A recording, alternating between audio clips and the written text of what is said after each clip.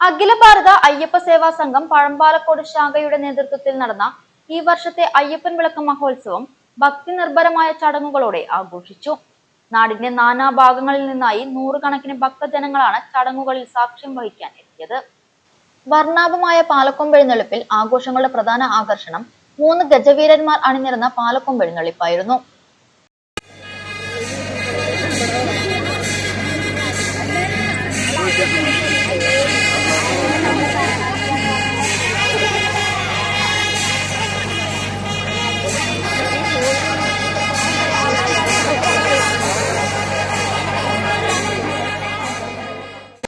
പഞ്ചവാദ്യത്തിന്റെയും ഉടുക്കുപാട്ടിന്റെയും അകമ്പടിയോടെ നടന്ന എഴുന്നള്ളിപ്പ് കാണികളെ ഭക്തിയുടെ ഉന്നതിയിലെത്തിച്ചു. തുടർന്ന് നടന്ന പാൽക്കിണ്ടി എഴുന്നള്ളിപ്പും ഭക്തർക്ക് ദൃശ്യവിരുന്നായി. അയ്യപ്പൻ വിളക്കിന്റെ ഭാഗമായി നടന്ന വിവിധ ആചാരപരമായ ചടങ്ങുകൾ ശ്രദ്ധേയമായിരുന്നു. വാളും ചിലമ്പും ഏന്തിയുള്ള കോമരത്തിന്റെ നൃത്തം ഭക്തർക്ക് ആവേശം പകർന്നു.